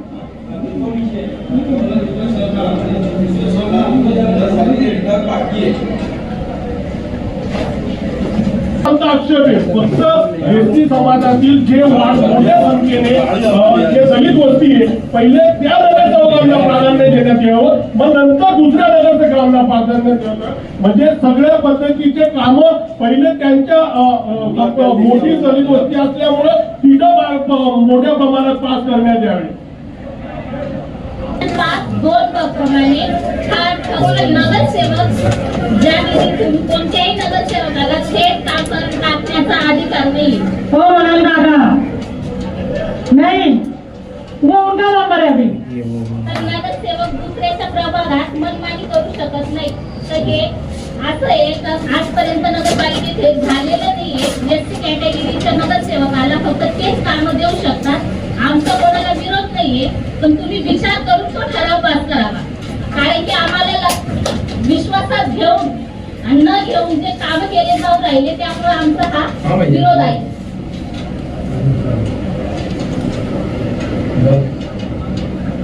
अनेक फॅसिलिटी शासनाच्या योजना या वर्गाला भेटत नाही आणि या भेटतात त्यांच्यामध्ये देखील डबल होते। मी महापौर मॅडम, उपमहापौर मॅडम, आयुक्त साहेब यांना विनंती करतो अगोदर एसटी कॅटेगरीचा नगरसेवक यांना प्राधान्य दिले जाईल, मगच पुढच्या नगरसेवकांना त्याचा आपला अधिकार दिला गेला पाहिजे एवढी विनंती आहे। उनको नहीं मालूम है, नवे लोग हैं वहाँ पर, उसका पूरा पाठ पूरा होता कितने परसेंट लोग हैं वहाँ पर, कौन सी बस्ती में कितने, उसका पॉपुलेशन देख के देते मालूम है ना कितना पॉपुलेशन है उस एरिया में, हिसाब से देते वो। ऐसा कुछ नहीं कि किसका भी डरो और कुछ को दे देंगे तो वहाँ नहीं दिया जाता। तो भैया जो बोल रहे हैं उनको नहीं मालूम है वहाँ परसेंटेज देगा जाता। हमारे गाँव में नहीं होता, वहाँ के लोग नहीं है वहाँ पे वो इस्तेमाल नहीं होगा। महापौर मैडम कायदे से वो फंड कैसे दिया जा सकता है उस हिसाब से उसको मंजूरी दे दो। और दूसरी बात जनगणना हो रही है, कायदे से जो है आप लोग अपने समुदाय के लोगों को धर्म और जाति दोनों को प्रॉपर नोंदनी करवाओ। इसलिए ये मसले आते कि आपके धातु सीट भी कम हो गए। इसलिए आप अपना ध्यान दिलाना जनगणना पे दो।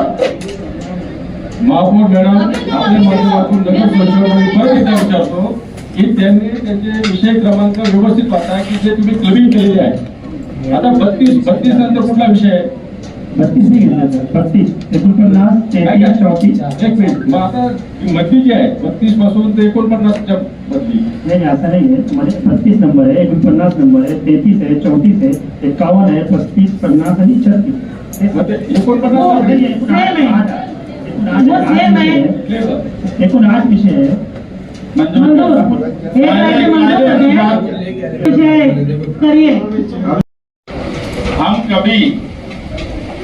हम कभी केस फौरन जीत नहीं पाते, सालों केस चलते रहते हैं। अभी इसी महासभा में बीओटी का जो एक मामला था कि 11 लोगों का सवाल कोर्ट में गया और कोर्ट में जाने के बाद वो मामला चलते रहता। ऐसे बहुत से मामला हैं जो मुझे मालूमात चाहिए कि यार सिविल कोड में हमारे कितने पेंडिंग में मामला है, डिस्ट्रिक्ट कोड में कितना पेंडिंग है, लेबर कोड में कितना पेंडिंग है, इंडस्ट्रियल कोड में कितना पेंडिंग है, हाई कोर्ट में कितना पेंडिंग है और सुप्रीम कोर्ट में कितना पेंडिंग है। तो ये सारी मालूमात और कौन से डिपार्टमेंट का ज्यादा केसेस आता है आमतौर पे जमीनों का मामला ज्यादा होता है जिसमें नगर रचना और एमटीएल डिपार्टमेंट में मैं ऐसे केस बताऊंगा कि 15-15, 20-20 साल से हम उस पर फैसला ही नहीं कर पा रहे। कोर्ट में वो पेंडिंग है, न सामने वाला हमको उसका किराया देता है और न हम वो केस जीत पा रहे हैं। विधि डिपार्टमेंट में बोलो तो ये बात है कि विधि डिपार्टमेंट वकील और उस डिपार्टमेंट का कोऑर्डिनेटर है, मगर डिपार्टमेंट कोई केस एमटीएस का क्यों नहीं जीत पाता, नगर रचना कोई केस क्यों नहीं जीत पाती। इसलिए वकीलों का पैनल बढ़ाया जाए, इसमें कुछ सीनियर वकील मालेगांव कोर्ट से लिए जाए, हाईकोर्ट में हमारे एक वकील है उसको एक वकील और बढ़ाया जाए, कई आर्बिट्रेशन के मामला हैं, कई महसूल महकमे में हमारे केसेस पेंडिंग है जिसपे हम फैसला नहीं करवा पा रहे। और इसी तरह आर्किटेक्ट का जो मामला है, आर्किटेक्ट जब हम पूछते हैं कि आर्किटेक्ट कौन है तो एक ही आर्किटेक्ट का नाम डिपार्टमेंट देता जय, तो बाकी आर्किटेक्ट क्या काम कर रहे हैं, क्यों नहीं कर रहे हैं, उनकी कोई दुश्वारी है तो वो दूर की जाए और कुछ नए आर्किटेक्ट उसमें जोड़े जाए और वकीलों के पैनल में भी कुछ नए वकील जोड़े जाए। जो वकील है पैनल को उसको हटाने की जरूरत नहीं, मगर नए वकीलों को जोड़ा जाए और जितने केस पेंडिंग है और कितने साल से है उसकी रिपोर्ट डिपार्टमेंट दे और वकीलों का पैनल बढ़ा के वो केसेस डिस्ट्रीब्यूट किए जाए वकीलों को। जो वकील हर वकील को अलग अलग उसकी काबिलियत होती है, कोई महसूल में बड़ा अच्छा काम करता, कोई क्रिमिनल में करता, कोई सिविल में करता, किसी को जमीन की अच्छी मालूमात है, तो पैनल पे ऐसे वकील लिए जाए जिनको जमीन की अच्छी मालूमात हो, जो जमीन के केसेस लड़ने में अच्छे माने जाते हों। हम ऐसे कोई भी वकील को केस दे दें जिसको जमीन की मालूमात नहीं है, इससे ये सब नगर रचना के केसेस पेंडिंग रह जाते, तो कितने केसेस पेंडिंग है वो मालूमात, किस डिपार्टमेंट के केस पेंडिंग है इतनी मालूमात विधि डिपार्टमेंट में।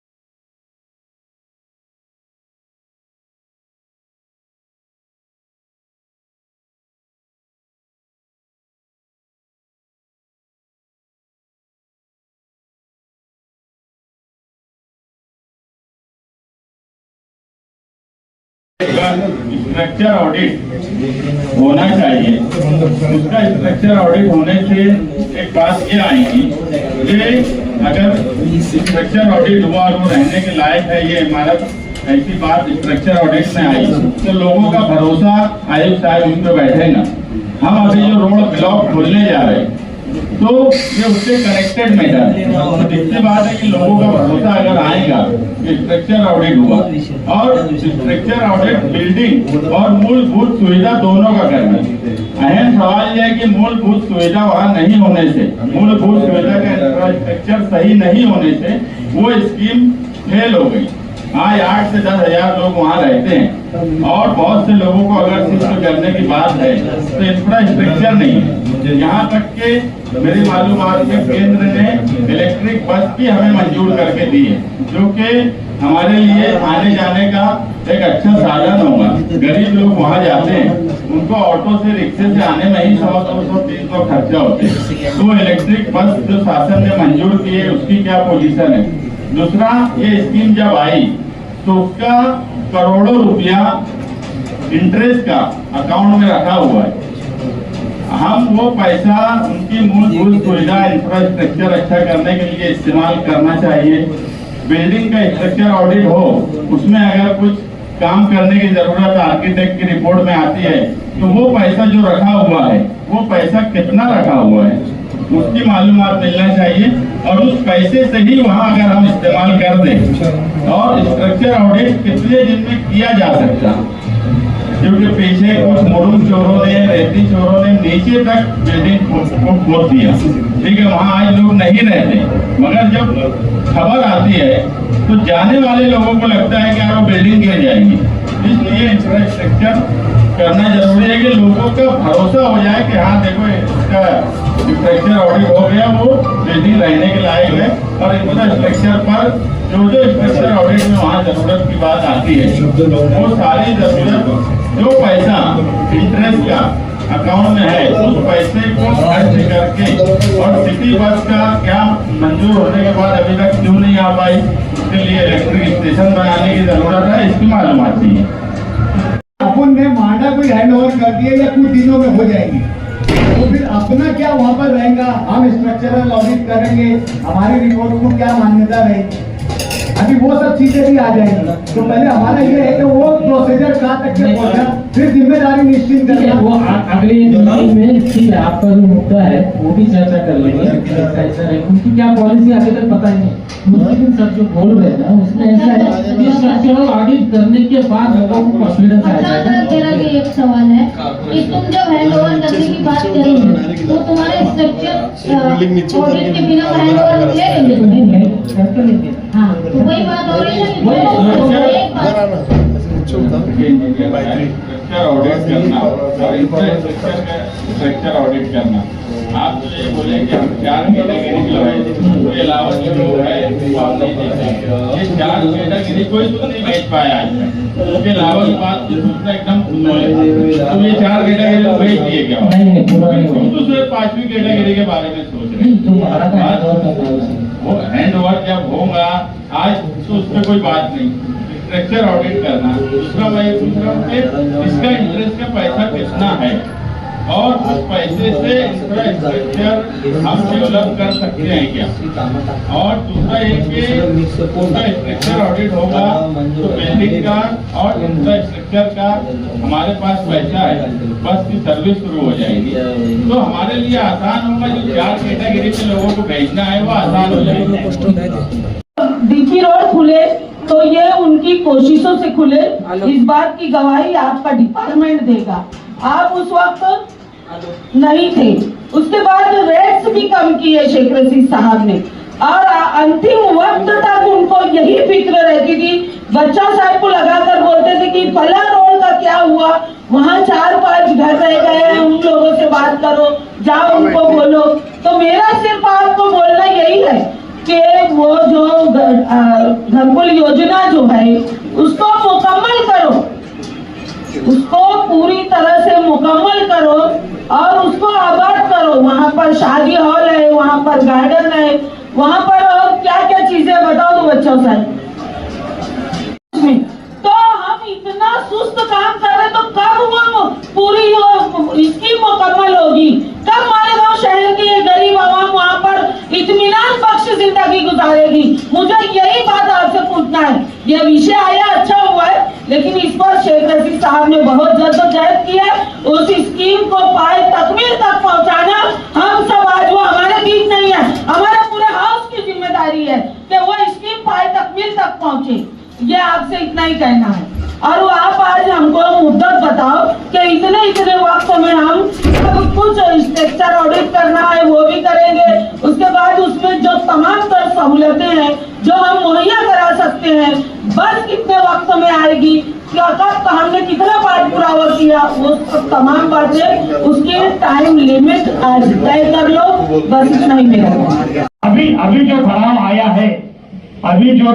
है, इसमें अपन ये कर सकते हैं कि भाई हमारी ये कामें बाकी अभी ये काम करना या कुछ नई बिल्डिंगें करना, तो वहाँ दुरुस्ती हो या यूज हो, इसके लिए हमें तो उसको सेंट्रल गवर्नमेंट की परमिशन लेनी पड़ेगी, क्योंकि अभी काम खत्म हुआ है, ये रकम शिल्लक है। ऐसा रिपोर्ट मैं आने से पहले गवर्नमेंट को भेजा गया है।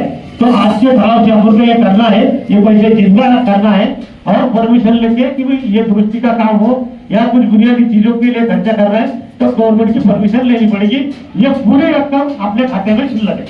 स्ट्रक्चर ऑडिट की रिपोर्ट से ये हो जाएगा कि यार यहाँ काम की जरूरत है, ये अभी काम कंप्लीट नहीं हुआ है। और इंफ्रास्ट्रक्चर का ही बिल्डिंग का भी तो जितनी जल्दी हो सके उसका स्ट्रक्चर ऑडिट करो। मेरा ये बोलना है सिटी इंजीनियर 1 महीने में अपने आर्किटेक्ट जो पैनल पे हैं और जो हम बढ़ाने वाले हैं उनसे किसी से बातचीत करके इसका स्ट्रक्चर ऑडिट करने के लिए दे।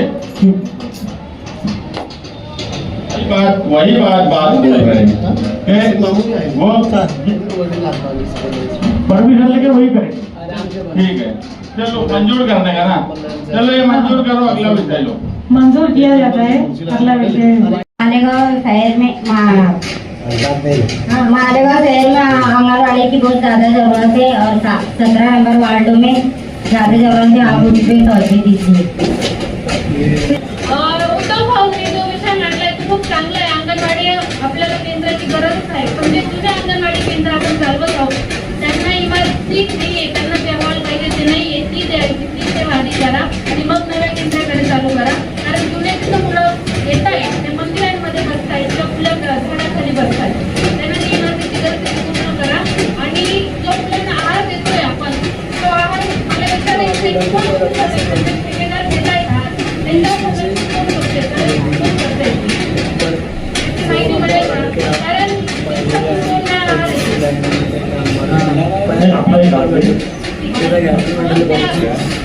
आना चाहिए, अच्छी बात है, लेकिन ये अपने महानगर पालिका का विषय है क्या नहीं?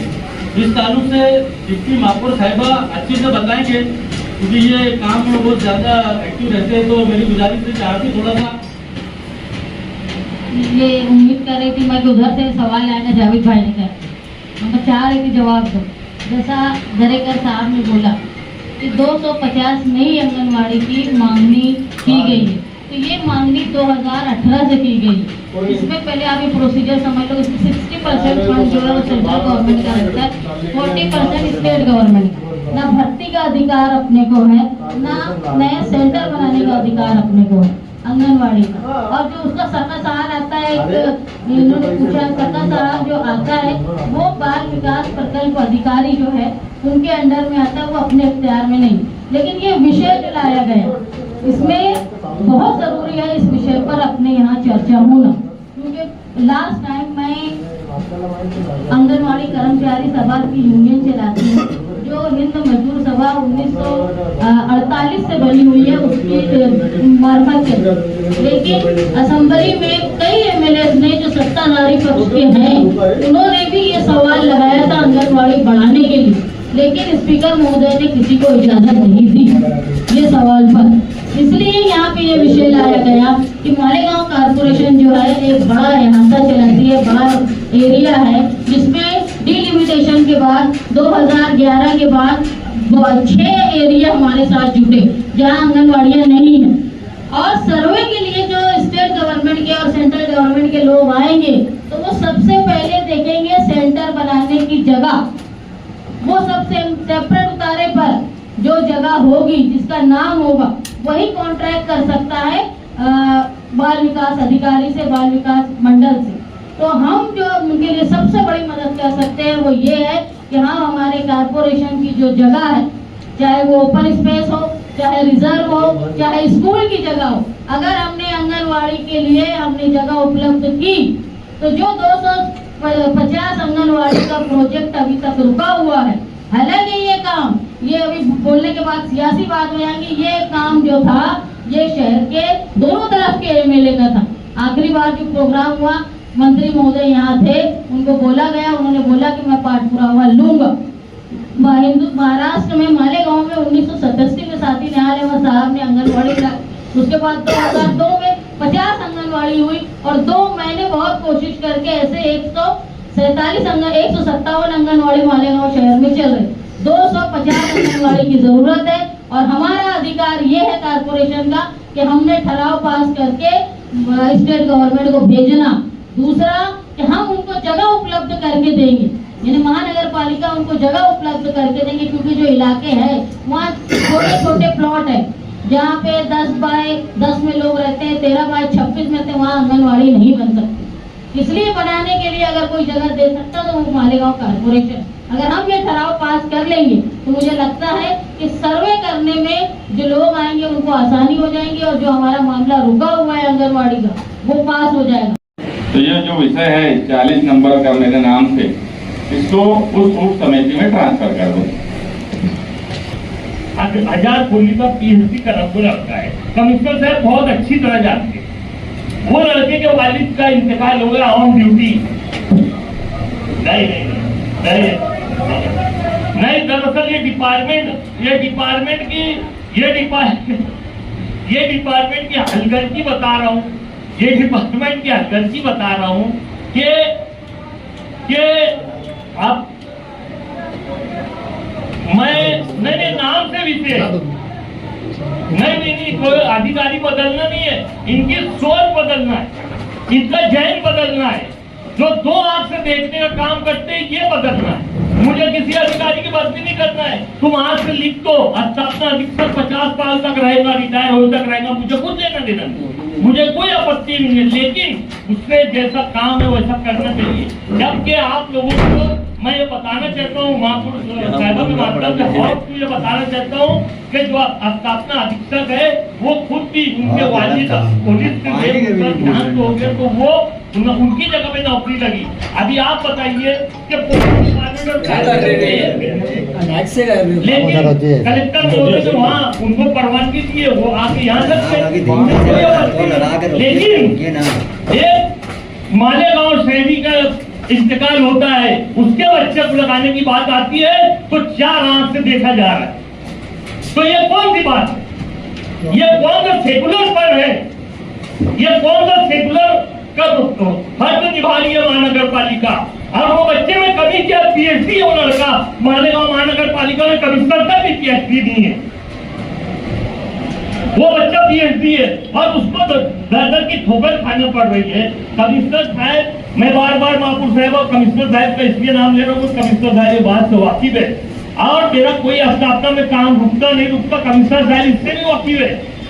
यानी मुझे कुछ बताने की इसकी जरूरत नहीं है, नहीं तो कमिश्नर साहब अपने माइक से बोल सकते हैं कि असलम भाई का काम रुका इसलिए ऐसा बोल रहे हैं, मैं अपनी बात यही रोक दूंगा। लेकिन इस पे लगाम लगना चाहिए, ये 2 आंख से देखना बंद करा जाए। और मैं यहाँ पे अगर मैं ये बात करूँ ना तो 48 घंटे में यहाँ पे नौकरी पे ले लिया जाता है, लेकिन हमारे इधर अगर कोई का ध्यान तो होता तो वो सालों साल चक्कर लगाते रहता, उसको नहीं लिया जाता। लाने की भी जहमत मत कीजिए आप। डॉक्टर साहब रख लो, बस नहीं रख लो, इसको कोई मतलब नहीं आता, इसको अपनी जगह पर चले जाइए आप। कोई हमारे लेवल नहीं लगा हुआ है कि किसका है, हमारा लेवल नहीं लगा हुआ है।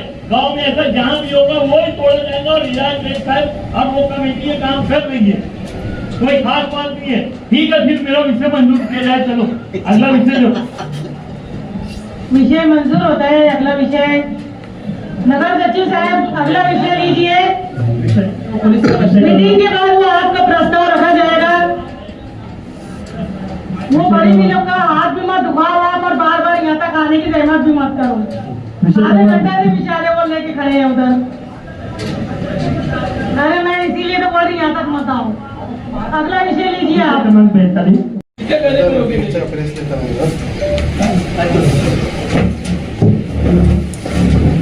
2014 में मिला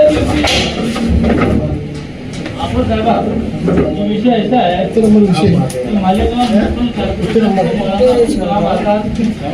भवन ऐसा नाम लेने आया।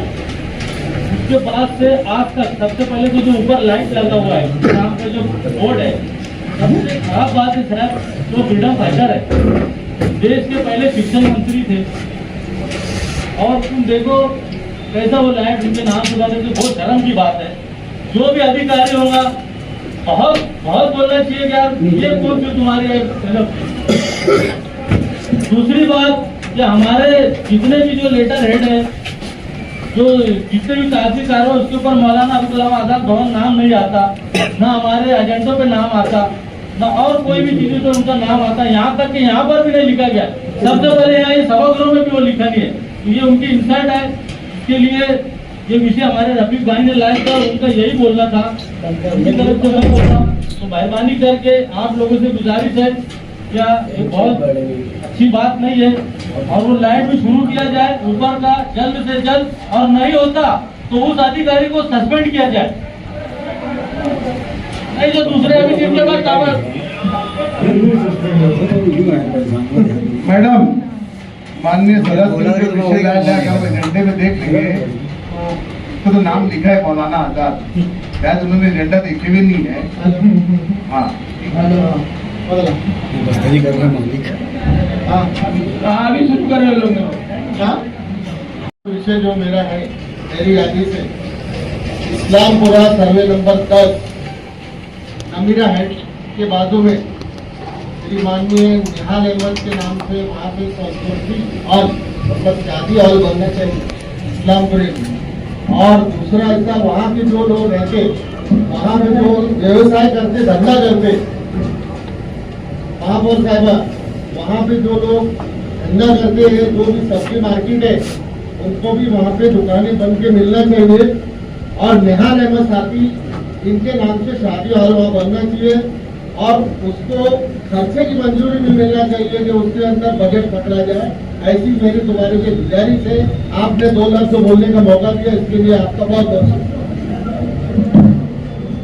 हेलो। आप एक मिनट उसमें सूचना शेख खलील शेख दिलावर और आमिन फारूक अंसारी अनुमोदक मंजूर होना है।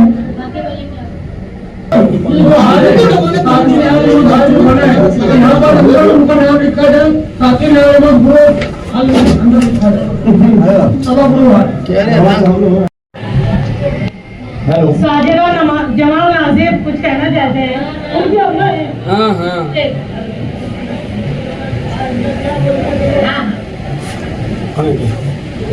दोनों घंटे में बात खत्म करेंगे। 6-7 घंटे से बैठे हम लोग। सबसे पहले मैं महापति किया जताऊंगी। मेरा पहले सवाल जिस कलू स्टेडियम है ना, उसके अंदर जो बना हुआ है मतलब कचरा डाला कर फेंकते, उसकी सफाई करना चाहिए। बच्चों को खेलने के लिए ग्राउंड बनाना चाहिए। उसके बाद जो ये जमाल नासिर है लगाना उनके बारे में ग्राउंड जो बना है स्कूल के अंदर, उसके अंदर सब बना कर रहने लगे है। अब कुछ गाला ऐसा बनाए है ना कि उसमें भाड़े से दे दिए है शॉपिंग बनाकर, तो उसको तोड़ा जाए। पूरे शहर में अतिक्रमण आ चुका है, धीरे धीरे ये भी साफ हो जाएगा, आपकी समस्या हल हो जाएगी। बाबू मैडम, मेरा एक इसी से लग के 1 मिनट। अजीत कल्लू स्टेडियम का टेंडर जो है 2 साल पहले मिला हुआ है, उसकी फाइल चोरी हुई एक मिनट रुको मैडम, ये विषय में बहुत अहम मुद्दा ये स्पेयर वर्क में पीसी जमा की गई, उसको जो है चोरी कर लिया गया, वो आज तक के कमिश्नर ने जवाब नहीं दिए। उसका क्या है मैडम? पहले हाजी साहब वो जो चोरी हुई है पीसी, उसका जवाब मांगो। अभी वो जो पीसी चोरी हुई है कल्लू स्टेडियम की जो पीसी है, इसका 2 करोड़ का टेंडर हो चुका है, तो उसकी पीसी गुम हो गई है, बाकायदा पीसी कागज पे चोरी हो गई है ना? तो वो मंगाना रहा सर आपको, है ना? राज टिकट